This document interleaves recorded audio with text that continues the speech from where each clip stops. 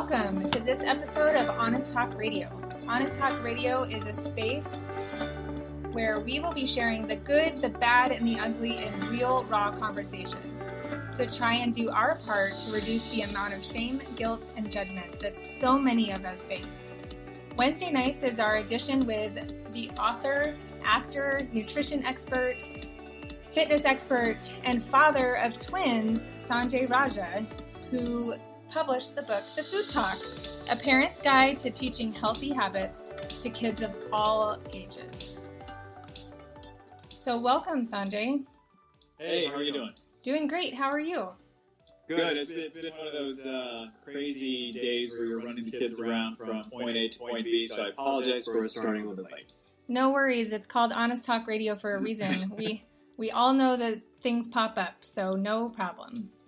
All right, sounds good. I know you and I have been chatting recently about a lot of conversations that I'm having, and I think you're having too, with people about these diet fads. So I thought this week we should do like a good discussion on the dangers of diet fads and why they're so popular. Absolutely. I think that's a fabulous idea because there's so much information out there. It's hard to understand what's true, what's not, and what you do with that information. Absolutely. So, the problem we have in today's age is that we have too much information. And that's the problem. And that is, before in the past we didn't have enough, now we got too much. So it's hard to believe what's real, what's not real. And you've got all these celebrities pushing all these diets, and you just, it's kind of a situation where you can say, wow, they look really good, and then you can do it for a little while. But the problem with any sort of diet you do is that it is short term, it's not long term, it's not sustainable. Right, exactly. I know several years ago, my family and I decided to make some lifestyle changes as opposed to calling it a diet. However, we've talked about this before. 1 minute eggs are good for you. The next minute they're bad. 1 minute you should put your body in ketosis, and the next minute you shouldn't. So, let's talk about some of those prevalent ones that are hitting the market right now. Yeah, no, absolutely. So, like the most popular one I'm seeing right now is the keto diet, right? Right. So keto diet stands for ketogenic. So basically what it means is that you're going to run off of ketones as your energy source versus basically carbohydrates. Okay? So basically what you're doing is it's a carb-free diet, so no carbs allowed. It involves eating a lot of fats. So basically those fats are going to break down into ketones, and those ketones are what you're using to basically function throughout the day. Right. So, before this diet fad it hit the market and all these people started doing it, diabetics go through what's called ketoacidosis, okay? And that is a really, really bad place to be in if you're diabetic. Basically what it does is your body starts running on ketones because your blood sugar has bottomed out completely. And that means you don't have sugar in your blood from carbohydrates and other sources, but so your body turns in on itself and starts using fat stores as its primary source of energy, and then after that it'll go after muscle. Okay? Right. So what I don't understand, and what a lot of my colleagues in this industry understand, is why people think this is such a good idea, putting your body in ketoacidosis. Exactly. And it was so funny. I did a daytime TV show called Unplugged with Geraldo in Philadelphia. And I was on right after Jillian Michaels was, okay? Mm-hmm. And it was funny because what happened is she did her interview, and then I was on, so we didn't see each other's interview. But the producer walks out and tells me, but by the way, you guys said the exact same thing about 99% of everything we asked you. I said, wow, really?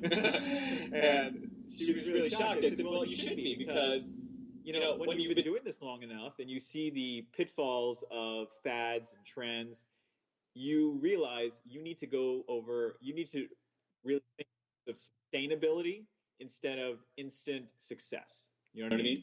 Right. I mean, so many times we want to have results quickly and at our fingertips. The first time I had ever really heard of ketosis was in relation to diabetes. When people started throwing out the term keto diet, I was like, wait, are you diabetic? I don't get it.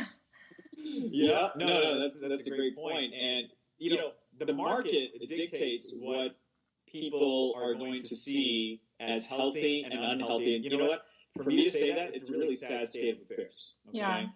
And my transition here is that the market is dictating because people want more keto diets, want more diets where they eat meat and cheese. Like the first generation of keto diet was the Atkins diet. Remember that? Yes, I do remember that. Yeah.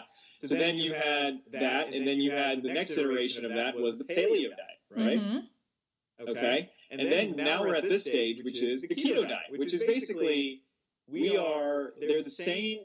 They're the same diet except 3 different variations of it. That's really what it is. Right.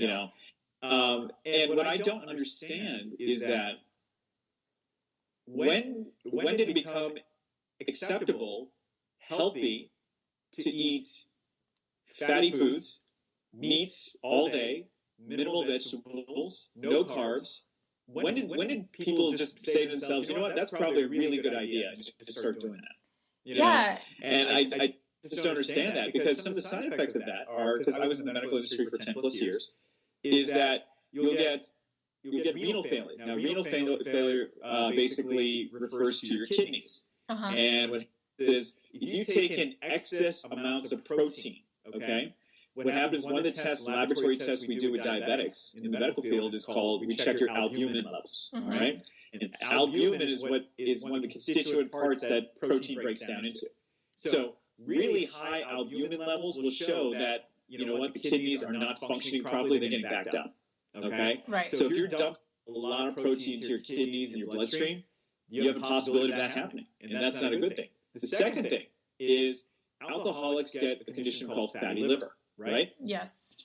Guess what? When you're on the keto diet, if you sustain that diet for a really long time, you can actually get fatty liver as well. Wow. Just like an alcoholic. So, question for you: Are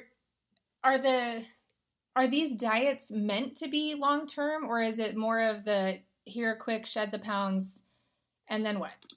Well, see, that's the point, and that's a great point that you're making. That is, they are here. The only way a diet becomes popular nowadays in our society is that if you could lose a lot in the shortest amount of time, okay? Yeah.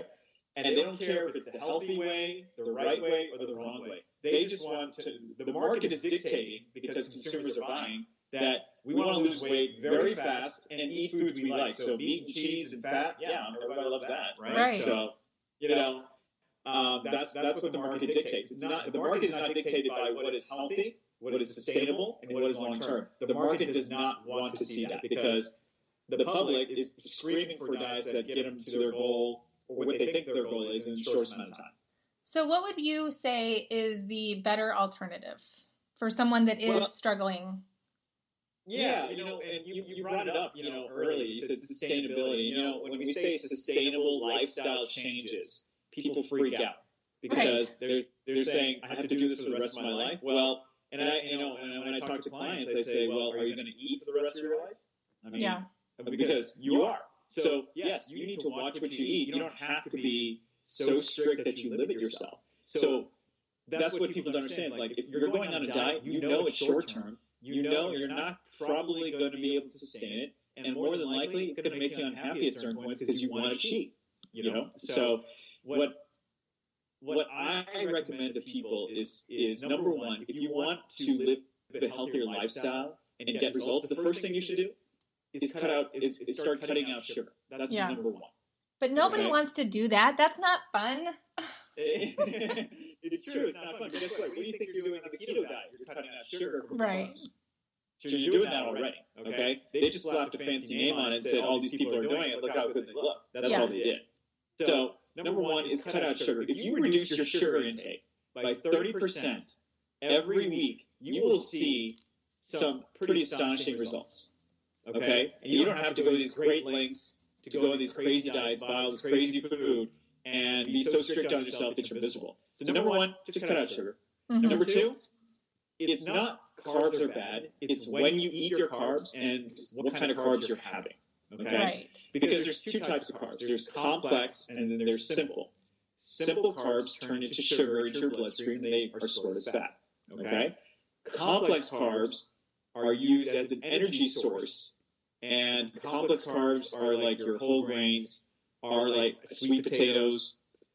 They're not refined sugars like rice. Yeah. So basically, that's the difference right there. You need carbs for brain function. Kids need carbs for brain development. You know, I can tell you this, breakfast should be your cheat meal, because what I do at breakfast, and people hear my breakfast and they think I'm crazy, I eat 7 eggs, I eat a bowl of oatmeal, I eat a sprouted English muffin with almond butter, honey, bananas, I eat a bowl of fruit. And guess what? I'm starving 3 hours later. Is that all at once? Oh, yeah. That's not Absolutely. like you have 3 breakfasts a day? No, I'm not like Hobbit on Lord of the Rings first breakfast and stuff. You know? No, that's because I expend that much energy. And you know what? When you eat clean, because these are all complex carbs, they're not simple carbs. Right. And I just woke up. I stopped my eating at 7 p.m. and I restart my eating at 8 a.m. the next day. So I've done intermittent fast for roughly 13 hours. So that's nothing. I'm starving, and then I've expended all that energy in just 2 to 3 hours, burning off that breakfast. And guess what? I'm ready to go again and eat something. So I'm telling people, you don't have to go on a diet. You can enjoy food. You can love food. You can have more food. In fact, I'm telling you. Yeah. But just eat the right way at the right time, and with basically understand that anytime you deprive yourself of anything, you're gonna want it in full force the next time. Exactly. So yeah. You brought up a when you talked about intermittent fasting, that is, something that I see and hear a lot of people doing is fasting for, juice fasting or completely fasting and I know for some it's a religious, it's for religious purposes. But what's your thoughts on that? Well, here's the thing. So I've talked to a lot of people who do the intermittent fasting, and they do it in the middle of the day, which I think is a really bad idea, because how are you going to function? Right. You're going to be doing stuff, you've got a family, you've got to work.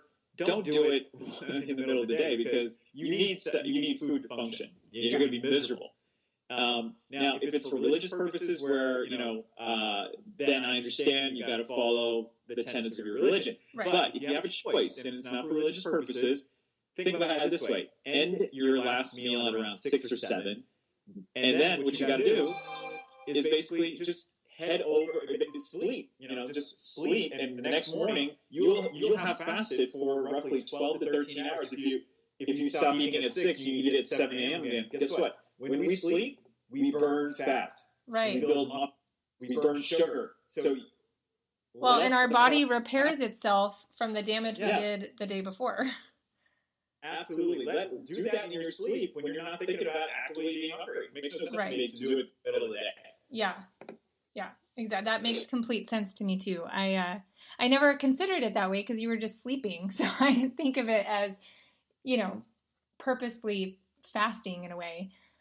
And here's one other thing I want to bring up, and that is, so one of the interesting points that people don't realize about sleep, and that is when I talk to clients, my algorithm is 60% diet, 30% exercise, 10% sleep. That 10% sleep is so important, because here's what happens.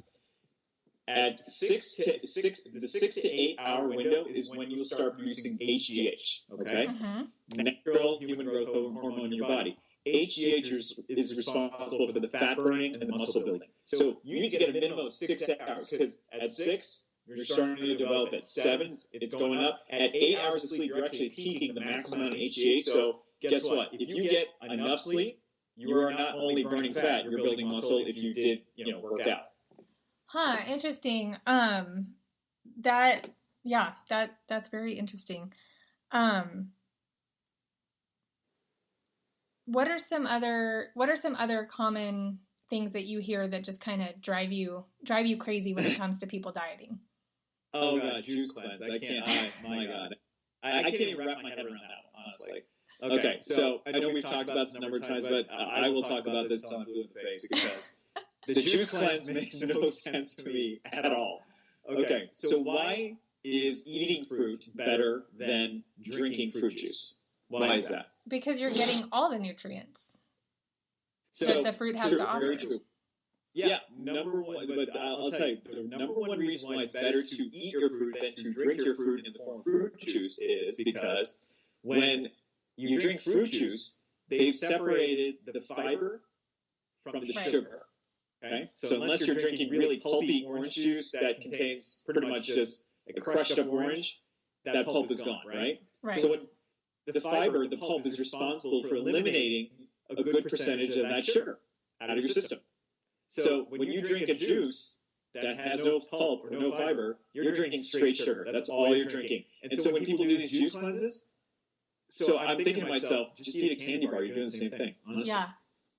Yeah, I never. But they think that they're healthy because it's juice. It's from the natural fruit source as opposed to, processed chocolate. Well, that's the thing. What people don't realize is sugar is sugar is sugar. Because your body doesn't go, hey, this comes from a chocolate bar versus, hey, this comes from a piece of fruit. It doesn't make a difference. Right. Yeah. It's going to do the same processes. So how is it that I've seen people lose quite a bit of weight on these juice cleanses and, it's calorie restriction. It's calorie restriction is what it is. And if I did a calorie restrictive diet without doing juice cleanse, I'm going to lose weight. That's guaranteed. Right. But then what happens to the rest of your energy and muscle mass? So that's the thing. What they don't realize is that are you getting all the phytonutrients to maintain muscle mass or build muscle mass and burn fat? No, you're drinking straight sugar, number one. Right. Now, it may be like a green juice that's got a lot of veggies. It's fine. You'll get some macronutrients here and there. But consuming protein and all your macronutrients via eating and chewing and digesting is a better way than drinking your meal, because when you're drinking your meal, when you're doing these juice cleanses specifically, you're not getting all those macronutrients to maintain healthy body mass, muscle mass, and just for your normal processes. Yeah, that makes sense. Really, it goes back to what we talk about every week, and it's that well-balanced diet, having all the food groups. Now, talking about food groups, we've shared this before, but just to reiterate, like the important food groups that you should have in your diet, which is why these fad diets don't work. Well, the whole food pyramid, that's pretty outdated too. Right. I learned that in school, when I was, oh my God, that's like almost 30, 25, 30 years ago, right? So, so the food pyramid is outdated, number one. But what you need sources that basically give you your complex carbohydrates. Mm-hmm. You need sources that give you your fiber. So I wish, and I hope they do this, instead of doing the food pyramid, they break it down in terms of macronutrients. Right. Your favorite macros. Yeah, that makes more sense to me, because here's the thing. You know the number one macronutrient that most people are deficient in? What's that? Fiber. Number one. Huh. Most people are so deficient in fiber, and this is what they don't understand. The more fiber you have, the more carbs you eliminate from your body, the more sugar you eliminate from your body. So guess what? Eat something that's a higher fiber content, fiber to carb ratio or simple carb ratio. Mm-hmm. Guess what? You will eliminate those sugars and those simple carbs by eating more fiber. Huh. Very interesting. That's number one. Do you think that has a lot to do with, it seems like, and I don't know, I haven't done the research on this, but it does seem like there's a rise of gastrointestinal issues and. Absolutely. No, you're right. Yeah, a lot of people are afflicted with diverticulitis. Mm-hmm. A lot of people are being affected by lower gastrointestinal problems. So, and that's the thing I'm seeing, is that the number one most deficient macronutrient in most of these people is fiber. And fiber is done through vegetables, leafy greens. It's done through fruit. It's done through all these different sources that taste great, by the way. Right. And I don't believe in. This fiber supplement market is booming. You know why? Because they know most people don't get their fiber. So here, spend some extra money and drink this chalky powder, take a tablet, and get your fiber. It's still not enough. Yeah, I mean, I will say I have been,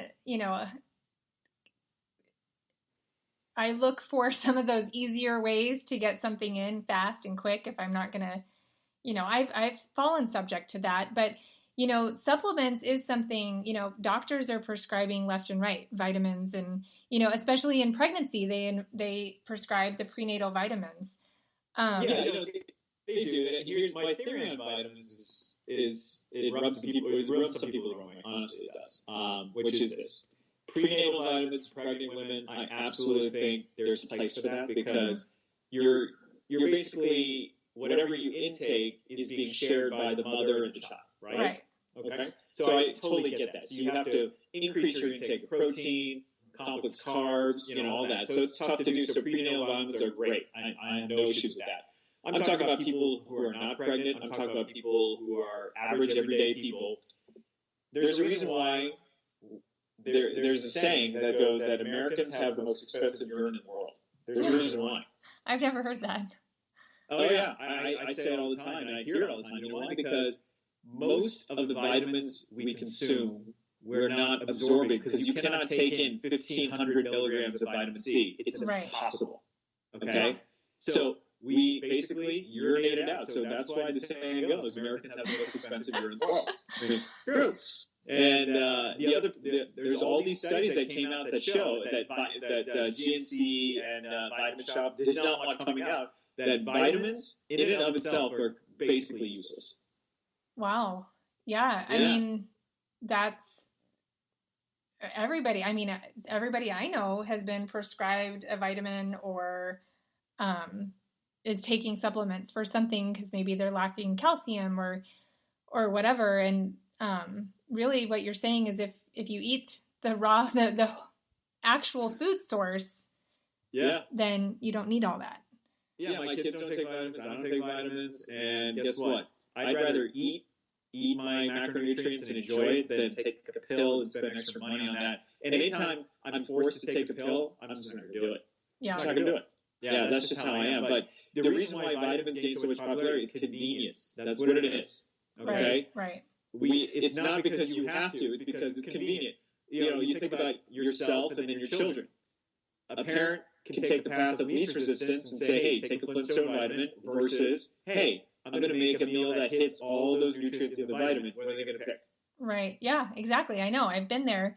But we don't take vitamins in our family, and it really started out of I cannot handle the amount of iron that is in a vitamin. It makes me so ill, and I found that out when I was pregnant. So I had to stop taking the prenatals because it was causing me to vomit all the time. And once I stopped, I didn't have that problem, and I just really focused on having a well-balanced, well-rounded diet. No, and that's another great point you're bringing up because working in the medical field, what I saw was a lot of doctors prescribing generic and name brand medications. Mm-hmm. Okay, and here's where this relates, and that is name brand medications have a certain set of checks that basically their formulation stays standard throughout every shipment they make, right? Okay. Generics basically have a different formulation process. So what I saw was a lot of, like, for example, Synthroid is a popular product, right, for low TSH levels. Okay. And it's for thyroid. So the name brand, the formulation was same throughout you taking the Synthroid course, okay? So you took 50 micrograms, you would get 50 micrograms, okay? But when you switch to a generic, their formulation is different. So if you were taking 50 micrograms of the generic, you'd be either getting plus or minus 50 micrograms of the Synthroid because the formulation was different. So it's throwing people's TSH levels off. And how that relates is that the same thing with vitamins. And that is, if you're going to take vitamins, take the same one over and over, not the one that's on sale if that's what you choose to do, because everybody's formulation is different. Wow. I never thought of it that way. Yeah. That's very interesting. This is sort of off topic, but kind of in, we talked about GNC and places like that. What about adding, protein powders and stuff into your diet? I mean, I'm not totally against it. I just think to myself saying, okay, so if you are deficient in like a macronutrient such as protein, guess what? Protein powder is a good way to go. But number one, be careful that it's not loaded with sugar. Number one. Number two, think about this, and that is, are you going to carry around a bottle of protein powder with you everywhere? Is that what you're going to do? Yeah. Because I see it at the gym. I literally do. I'll go to the men's locker room, and it's literally a kitchen. It's a kitchen in there. And all these guys have got their shakes and powders, liquids. I'm just like, wow. And they spend hours doing this. I'm like, is anybody actually going to work out here? Right. Yeah, no, they're just going to stand and look at themselves. Pretty much. And the funniest thing is that you spend hundreds and hundreds of dollars over the course of a week and a month, thousands over the course of a month on these proteins, which, by the way, most people don't realize, most of the proteins out there are cheap sources, okay? You can get better protein by eating it versus digesting it. But the most important thing is, guess what? 90% of the population gets more protein than they need. And that's why, and that's what people don't realize, is that that's the one nutrient we are good on as Americans. We're good on protein. Because it's all these eat meat and only meat diets. Yeah, absolutely. I mean, and that's the thing. Is most people are deficient in fiber, and most people have more than enough protein they need in a day. Yeah. So what are some maybe like 5 takeaways for someone that's listening tonight that they can kind of go home and make some small changes? Because I know we talked about paleo, we talked about keto, Atkins, and they're all kind of the same thing. High fat, high protein, not a whole lot of fiber and vegetables and fruits. So that's a great point. So 5 things I would tell you this. Number 1, if you start reducing the amount of sugar in your diet, you will see results pretty quickly. That's number 1. Number 2 would be, because think of eating in terms of the macronutrients, not the food group. So you need to balance. So if I had to rank what macronutrients you need in order of importance, this is what I would say. I would say number 1 would be protein. But guess what? Most people get enough. So number 1, protein. Number 2 is fiber. Number 3 is carbohydrates. And then also number 4 is fats. Okay? Because fats get a bad rap, but there's good fats, which are your unsaturated, polyunsaturated fats. Right. If you think of eating foods that basically are addressing these macronutrients, you will look the way you want to look, and you will hit your goal. So that's 2. Number 3 is think about cutting off your last meal around 6 or 7 p.m. if you can, if your schedule allows, and then you're going to sleep. Wake up around 7, 8, whatever it is. Guess what? You have done 12 hours of intermittent fasting without having to do a thing. Yeah. It's done. Number 4, drink as much water as you can. I pound usually about 2.5 to 3 gallons a day. I'm just constantly drinking. That's all I'm doing. It's water. And water is essential for weight loss. It's essential for digestion. It's essential for every bodily function. Bodily function. It's essential for every process in your body. That's number 4. And that's also indicative. The more water you drink, the better chances are, weight loss. Yeah. And then 5 would be this.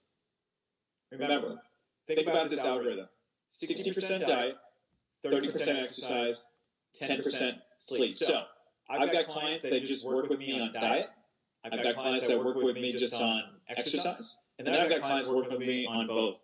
The clients that just do diet alone and no exercise, they have more profound results in a shorter period of time than if you're just to exercise real hard, because it's all about diet. Right. And then if you combine the 2 or the 3, you will see the best results. So get yourself on an eating schedule. Number 1, get regular sleep, about 6 to 8 hours, because remember, that's when HGH starts to form. And then get plenty of sleep, because that is so key. People forget to do that. And that is where you build muscle, burn fat, and really prime your body for your next meal, which my favorite is breakfast. I can't wait to eat breakfast the next morning every time. You and my husband both. I'm sorry that I did not share that sentiment, but I am trying so hard to get better at eating breakfast. And honestly, just as a side note, I realized that my kids were not seeing the importance of breakfast because I was not practicing what I preached. And it started to show when my kids were waking up and not, going straight to class and not eating breakfast. And then they're tired throughout the day. And I would hit a wall in the middle of the day and wonder, what the heck? Why am I so tired? And since I've been working really hard at trying to have breakfast, I've seen some significant changes in my energy as well as my kids' energy. No, that's one of the old lessons we learned growing up as kids. That is very true. That is, breakfast is the most important meal of the day. It regulates your blood sugar. It does everything for you. Because you eat a good breakfast and you skip lunch, you can still make it to dinner. Yeah. You know what I mean? That's one thing that has stayed the same from generations to generations to generations, is how important breakfast is. That's the one thing we can count on that's not gonna be a fad or a, in 1 minute out the next. Yeah. So. Absolutely. All right, Sanjay. Well, will you tell our listeners where they can find you and how to get in touch with you and maybe talk to you about some coaching? Yes, absolutely. So you can find me on all social media platforms at Go Big Raja in Facebook, Instagram, and then I'm on LinkedIn as well. And then I'm also on my websites at teamnoexcusesfitness.com, thefoodtalk.net, and I'm happy to announce that we're going to be working together on a number of projects. We can. What is the name of your site? You tell people. You can find me there too. Yeah, it will be store.honesttalkinternational.com.